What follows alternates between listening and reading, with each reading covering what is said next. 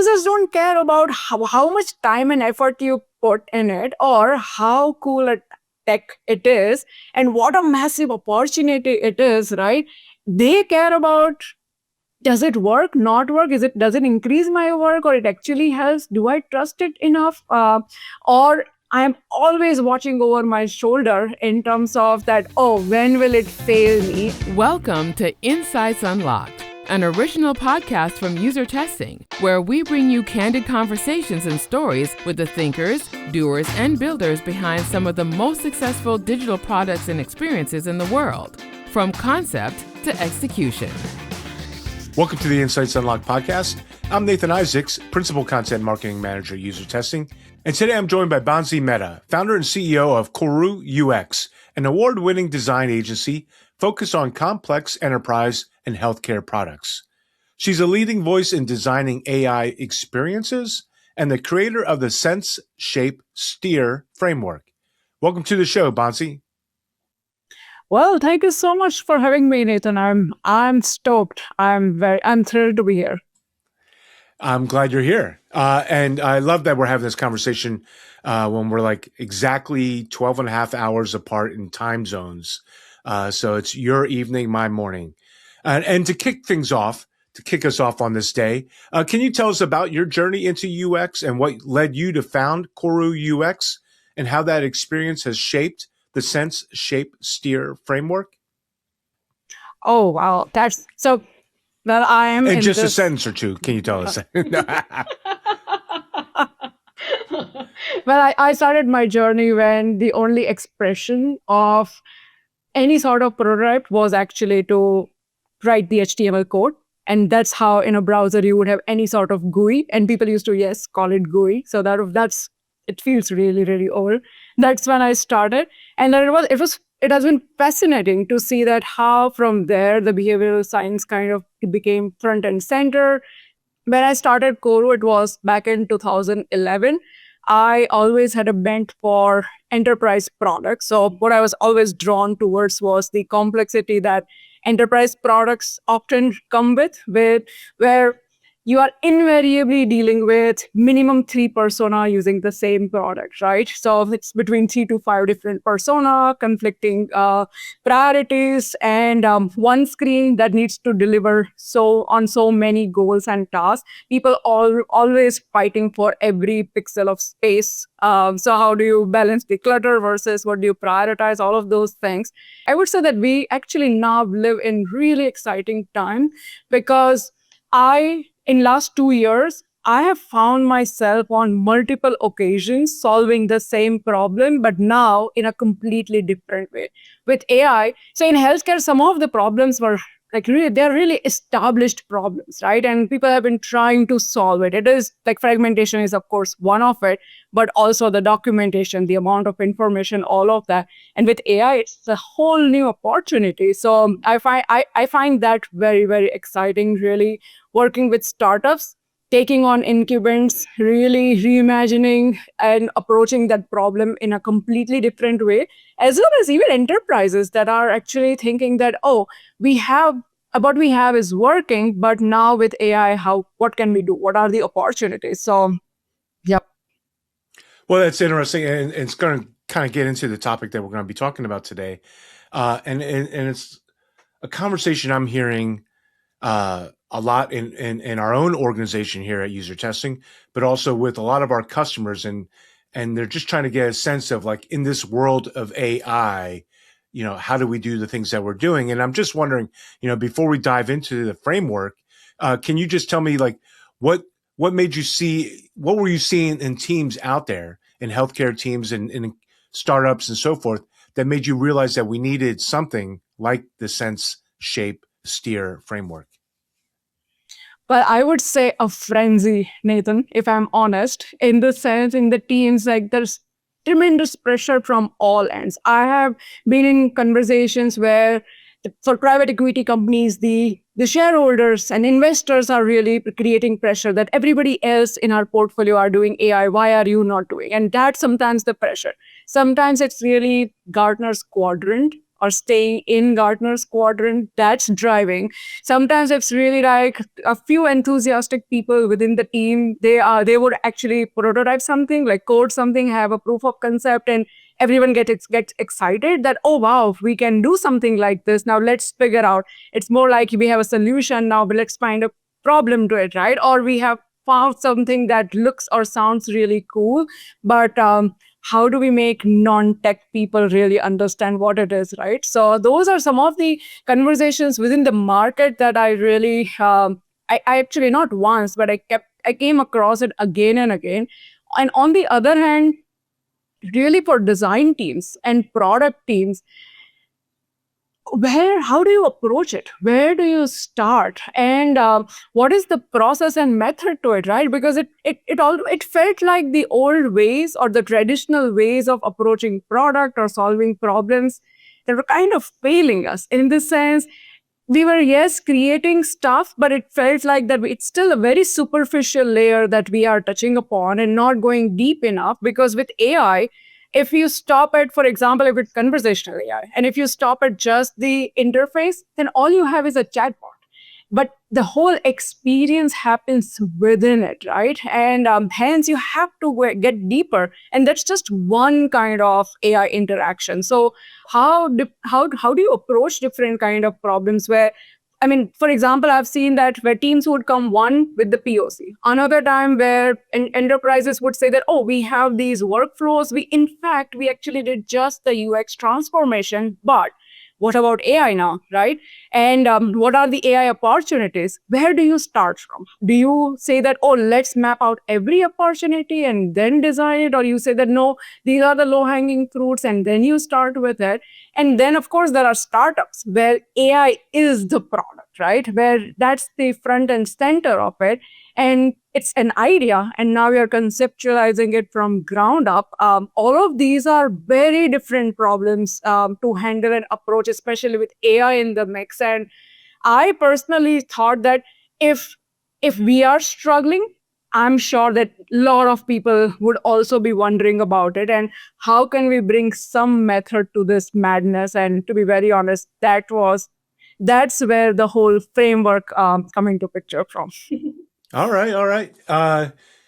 Yeah, it can feel overwhelming, and I spent a couple weekends ago. I was tasked with trying to map out, of all the things I do in marketing, how would I do that with an agentic AI? And it just feels overwhelming. It just feels like a tidal wave is coming over you. And so let's get started with the sense. Teams are often under this pressure that we're talking about to just add AI or AI agents or whatever it may be. What do you do actually in that moment to help them slow down and reframe that problem? Well, it might sound not very innovative at all, but oftentimes what I feel is missing from the whole conversation when people are talking about AI is who is going to use it and what problem it's going to solve. So the whole sense part of the framework is actually about saying that let's come together, let's slow down, and let's really make sure that we all have answers to what's happening here. So it really starts with on one end, identifying the problem space, or if we already know what is the problem, then at least laying it out, because that way, when we are thinking of opportunities, we can see that where is the overlap, right? So if you really look at the sense part of it, if I have to summarize it or give it in a gist, what it is about, one, yes, we understand what are the user needs or the problems. And then on the other end, we say that what are the AI opportunities? And then where we see the intersection, that's the sweet spot. That's what we are really looking at. But oftentimes it can be two very different things. I have seen where people would have some sort of an idea in terms of what we can do with AI, but not have a very good sense or understanding of what exact problem for the business, for the users, it's going to solve, right? Sometimes it's like, no, there is a real opportunity, but we don't have enough insights in terms of the user needs and the problem space for us to confidently say that, yes, this will actually solve a problem. So sense part of the whole framework is about defining who are the users, what is the context, what is our understanding of where is the problem or the friction point, and how are they doing things currently. Because that tells a lot about it, right? That what is their frustration level, what would be this leap or the learning curve would be when we introduce something new, which might be AI powered, which might be completely different way of working around it. So understanding that is, I would say, ever so more important than before. And then on the other end, where we really say that, okay, what ideas that we have in terms of AI opportunities? What are the specific tasks that we feel that AI can help with? And that's where you want to kind of map the JTBDs, in the sense the jobs to be done for the user, and then say that what part of it AI can help with, or and in what capacity, right? Are we saying that it will completely automate it? Are we saying it will be an assistive role? Are we saying that it will be more of a suggestive? Are we saying it will be more working in the background and doing some of the groundwork? So this is where that conversation happens. So that's one part of it. And another part of it is, which is a conversation that I feel that teams oftentimes don't have, but it's a very important conversation to have, is now with when we say AI, it's not just the model, right? We have MCP, we have AI that can access, or the agentic AI that can access certain tools within the ecosystem, that can have certain ground truths that it can be trained on. And it's important to say that within the boundaries, within the realms of things, what does it have access to? And I'll give you an example there. It's one thing to say that, oh, we have, let's say, 6,000 plus customers, and they all use, they have been doing the voice dictation and the scribe for a long time in terms of documenting the patient charts, right? But is that data available to us as a product team for us to learn from? And the answer is no, because that's PHI. That is the data that is with the practices. And that data is not available for either, forget actually training, but even doing AI evals against, right? In which case, what access we have? How are we going to really create that ground truth or the data set that is essential for this? So this is where we actually pause and also talk about what data AI has access to versus not, because then what solution we think of, and how do we create the user experience to set the right expectation, that all of that actually has direct dependency and relationship with. So that's one of the things that happens in this sense. And then along with that, we actually talk about one very important thing, which is the risk and guardrail, in the sense that this is an early conversation to talk about that.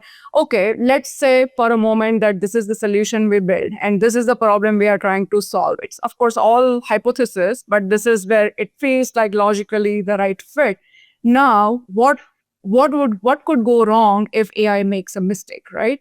And that's where we again start thinking about that. Okay, what are the guardrails? Does it, if we thought that it will be an autonomous or if kind of an AI, or if we thought that the whole product will be AI native and using AI is the only way of accomplishing something, in that case, yes, it becomes quite critical that we think about that if AI is not available for whatever reason, or it can make a mistake, then what can really go wrong, right? And is it reversible? What is the impact of it? What kind of oversight or human in the loop needed here? And where should it differ to humans versus what part of the heavy lifting that AI can do? And that would be actually okay, or it in fact even welcomed by the users. So and then we kind of end it with discussing briefly, because then there is a separate section altogether to talk about it, but briefly that what would success look like? So success metrics, not really defining the AI evals and criteria, but at least high level, having some sense of that if what we are thinking works well, then what success would look like. Because again, oftentimes AI ideas start with a lot of excitement, and we are not always thinking that would it actually move the needle? Would it actually make a difference? So when we kind of define the success metric, then it tells us that is it worth pursuing? Is it meaty enough to even go forward with it? Or we kind of pivot or kill it right there. That could also happen. So that's the sense part where the team kind of walk out of that with a sense of what is the AI opportunity and what is the problem that we think it's going to solve. So I call it an AI opportunity statement. Sure. And I think a lot of people have thought about that, and maybe not in those terms, but they think about like, oh yeah, are we actually solving a problem with this AI? I think the other questions that you're raising there is like, what are the tools that we actually have access to right now, right? It's one thing to say, oh yeah, I'm going to do this. But if I'm still using tools, from 2 decades ago, especially in the healthcare space where they're using, old antiquated software, they may not even be able to do any of this kind of stuff. Then I think about just like, and I think you bring this up as like, oh, I'm always ambitious. I always want to do this, and this. I'm like, actually, I only have 2 hours a week to do this new type of content. What can I actually do in that sort of space? So when you start in that sense phase, you're not just looking at the AI that you can do or the problems that you'll solve, but what are you're laying out like, what tools do we have? What access do we have with, and this is true in healthcare. It's true with us at user testing. Like, security is paramount, right? And they our IT and security team will not let me have access to all the stuff that I want to have access to and connect it and stuff like that for very good reasons. Right. So you have to figure all that out. So I really appreciate listening to you explain it that way. As we move into shape, and this is where teams define how AI behaves. Can you walk us through an example of where a team had to rethink whether something should be automated versus human-led? Automated versus human-led. Yeah, of course. In terms and just of kind of walk us through the shape process in general. Right. So if I take an example in terms of, starting with sense itself, it's at one point we were kind of exploring an opportunity to say that can AI do the help with the script writing and script writing for an automation workflow. And of course, there's a very good use case for it, right? In this sense, to one, the personalized developers are at the forefront of actually adopting AI and using AI. So it seemed like a great idea.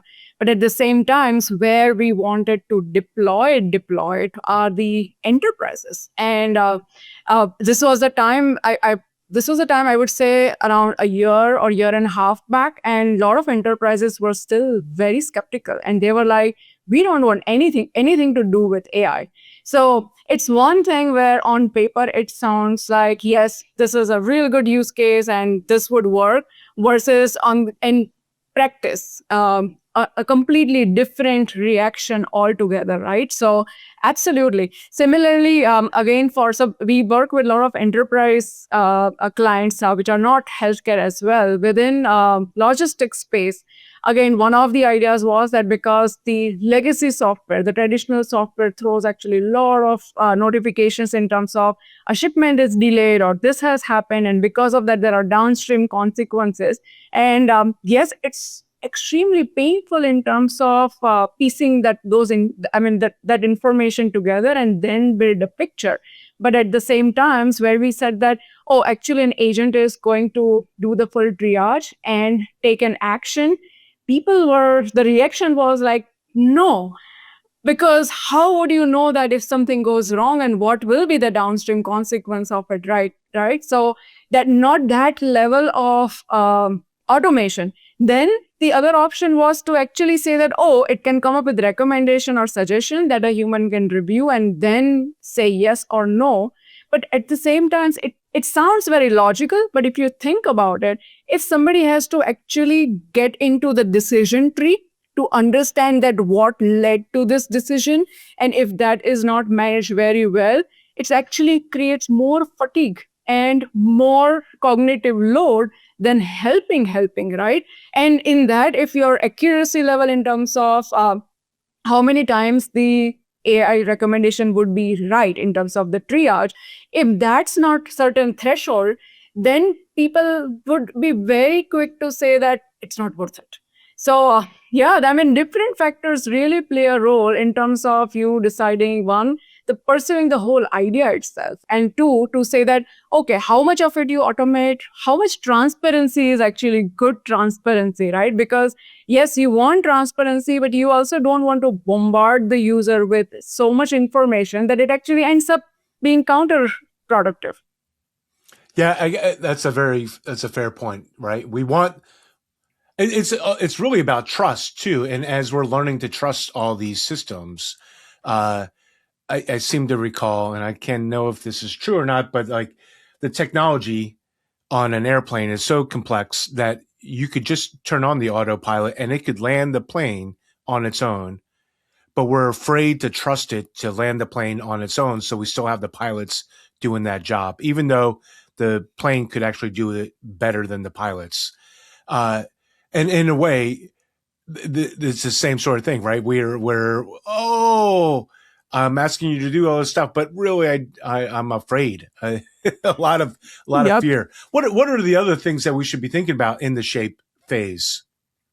In the shape phase, actually, once you have some sense of that, oh, this is the solution and this is the problem space. So this is where, first and foremost, what is different from traditional UX here is that, one, AI often doesn't mean that there are screens. There might be screens involved, but there might not be, right? So it always helps to take a step back and say that, yes, let's definitely think from user journey perspective, but let's stick to actually doing a storyboard, which may or may not involve screens. And hence, that completely changes the perspective that, oh, you can actually build a lot of things and solve a lot of problems without having, one, an interface, and two, where you are still keeping the lens in terms of who is the user. And that's where, like, that's one of the parts or exercise that we do in the shape part, where it's a 4 swim lane kind of a framework, where at the top, yes, from storyboard perspective, you have each frame,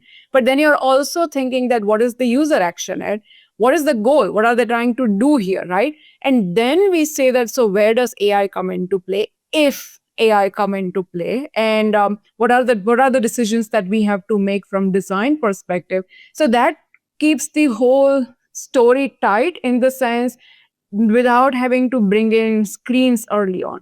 However, from there, then we get into a kind of drafting the AI touchpoint map, so that we know that at every point of time in the one, that it doesn't become that AI feature as the front and center of the whole solution, because without this kind of a rigorous exercise, it's very easy for it to become the front and center, where we are only talking about that, oh, this is where for the description field, AI can give an auto suggest, or oh, this is how AI can actually summarize this particular page, or this is how, and because Gen AI is so easy, AI can actually generate the patient snapshot or patient summary.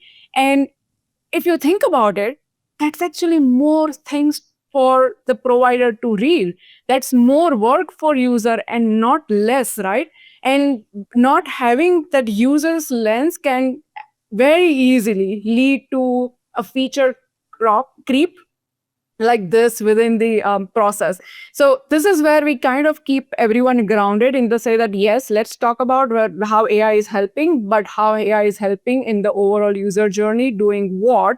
And then from there, then we say that, okay, now is the time where we actually design team thinks about, wherever there is interaction involved, what are the AI patterns that they're going to use, what kind of AI it is. Is this an ambient AI that's doing the quiet work in the background and then just surfacing? Is this agentic AI? If yes, then what are the triggers in the user journey?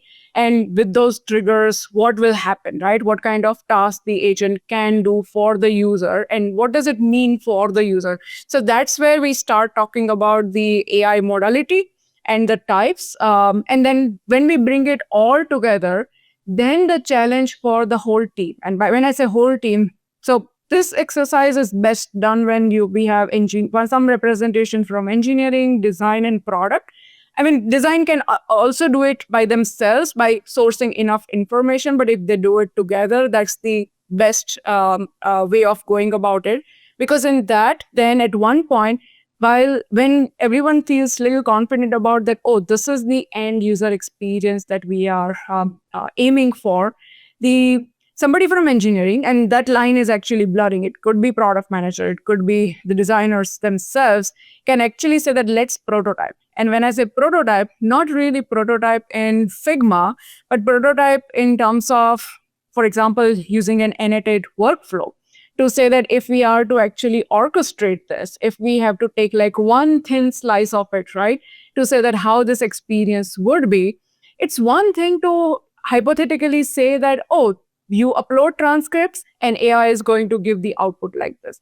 It's altogether a different thing where you say that, oh, you know what?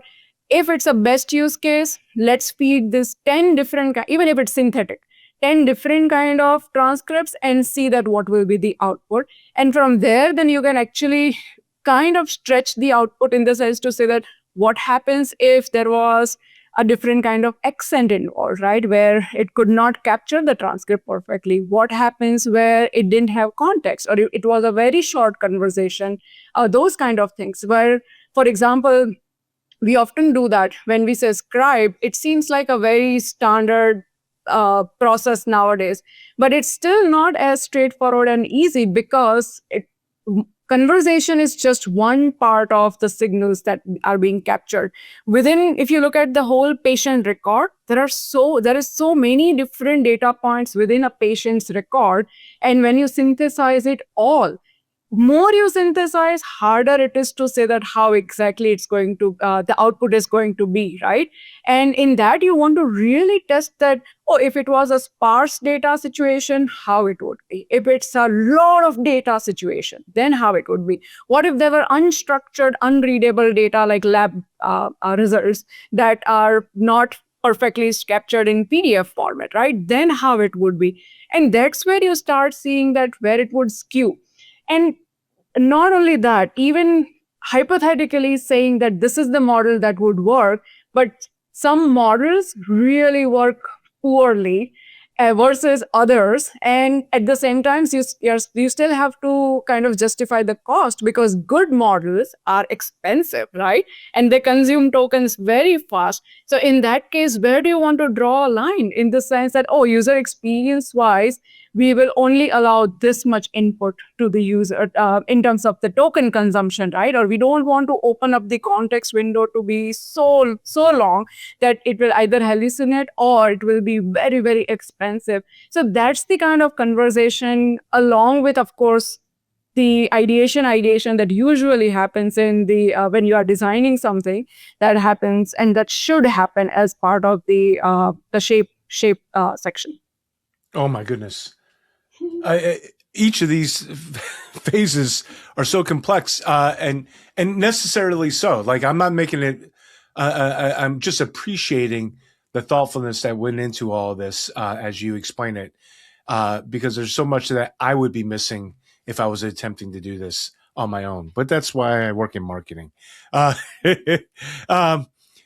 wondering, as we move into the next phase, the steer phase. This is when we've launched our new AI products into our ecosystems. What surprises teams as they do this? What should they be mindful of? What should they be thinking about as they move into the steer phase? I would say this is a good time to actually, one, of course, you do want to from early on define that in terms of steer, what are the agreed upon success criteria, right? And then, so you know what you are evaluating against, and even it might actually feel very commonsensical, but it's not. I mean, I can't tell you how often I find teams to not be on the same page in terms of this feature is designed, but we don't know or we don't have any idea in terms of what success looks like and how are we going to measure that success. And then if it is not meeting certain threshold or criteria, then what are we going to do about it, right? So that steer part is where, yes, we know where the rubber hits the road, and we want to think about not only one, of course, the accuracy, if that's one of the criteria, right? But also usefulness, because again, I have found so many AI experiments where initially, in terms of the concept phase, everyone is so excited, things work fantastic. The moment now you start trying to rolling it out or even testing it out and staging, a lot of things come together, and one of that is where users feel that it's not worth it. Because users don't care about how much time and effort you put in it or how cool a tech it is and what a massive opportunity it is, right? They care about, does it work, not work, does it increase my work, or it actually helps, do I trust it enough, or I'm always watching over my shoulder in terms of that, oh, when will it fail me? And hence, we all, as we use different tools that are AI powered, we are always mindful. And in fact, I feel that people who are using it, they would agree to this, that we are ever so vigilant in terms of what AI is saying, where it is taking, and as you continuously use it, what kind of degradation or really acceleration that it will actually give. And because all of us have something at stake here, right? A provider has their license on stake when they are using AI powered thing. Similarly, for example, if I'm using it has my reputation on stake. So similarly, if the trust threshold doesn't match, or if users don't perceive it as useful, they'll be very quick to reject it. And this is the time where you want to not your guards let down, but actually be more vigilant and really see that how people are adapting. If they are not adapting, really go to the depth of it, because really the statistics in terms of the accuracy, that can only take you so far.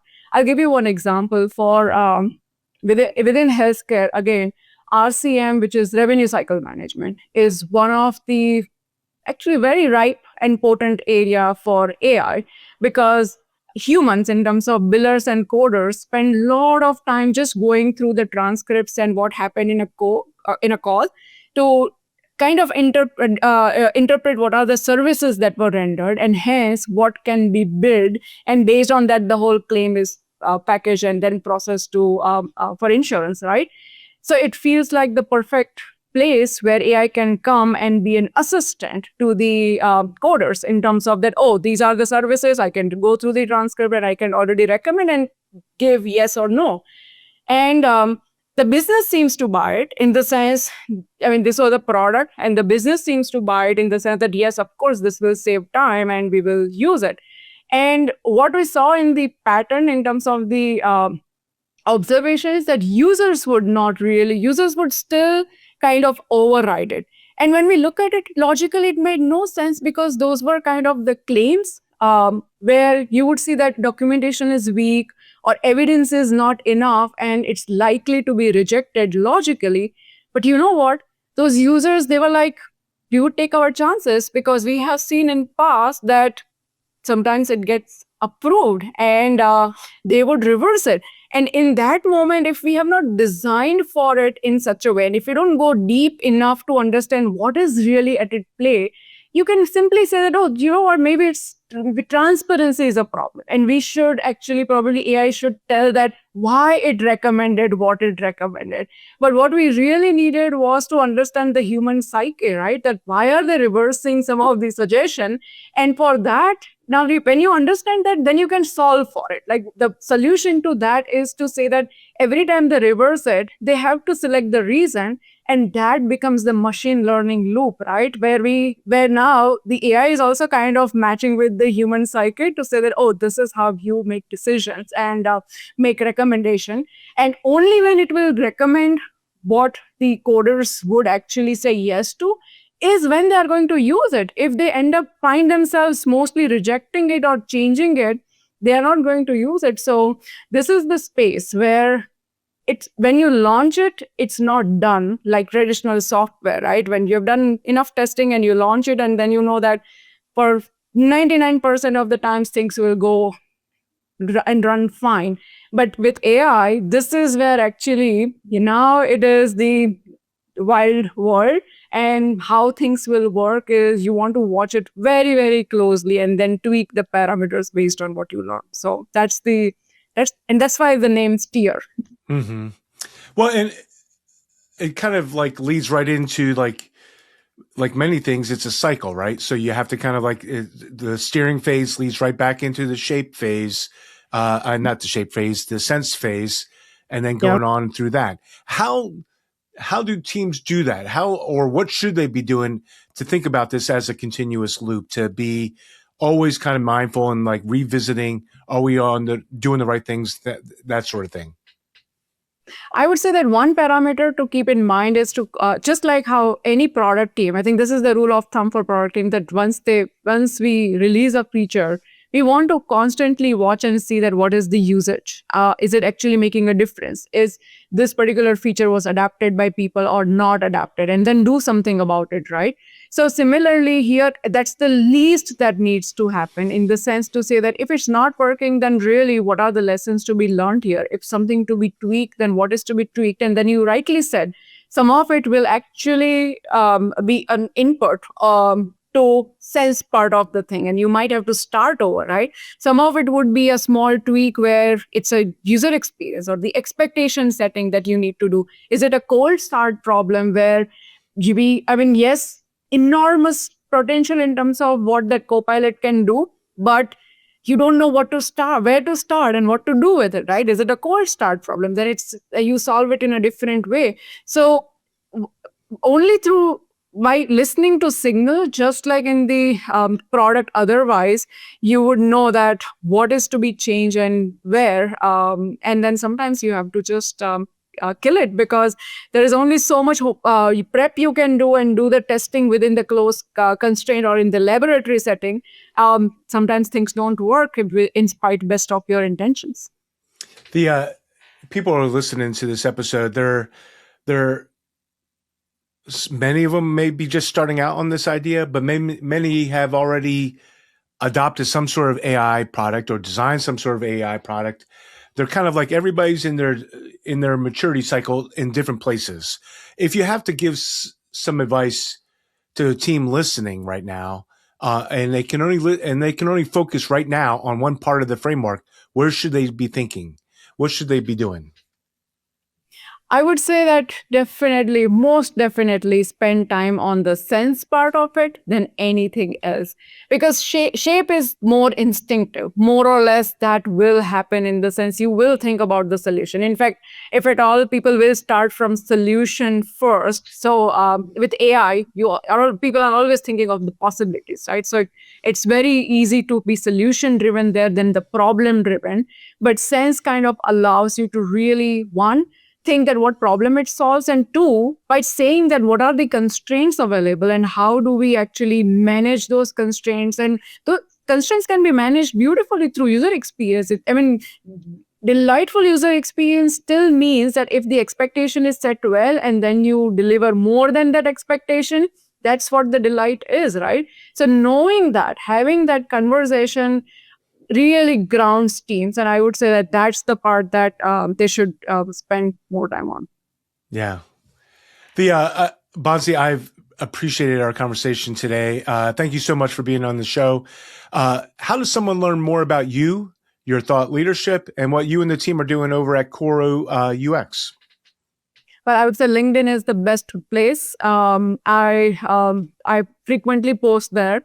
reach out to me for anything. And I would actually love to have a conversation with people if they happen to try the sense shift theory to see, because I have personally seen our teams trying it in different capacity, and every time we have applied it, we have learned more, and we have from there evolved this framework constantly. And at the same time, I have seen that, just like how you said, right, different product teams are in different maturity, and then they would have different time constraints, pressure, and in that you might not be able to go from beginning to end, but having it in mind, it allows people to then adapt it based on, and that's why the framework, right, based on their situation. So I would love to have a conversation and pick,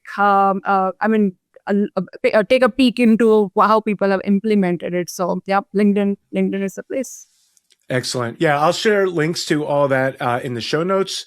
You have a great article on your website that kind of goes through the framework, so people can take a look at that as well. Again, thank you for being on the show. I'll talk with you again soon.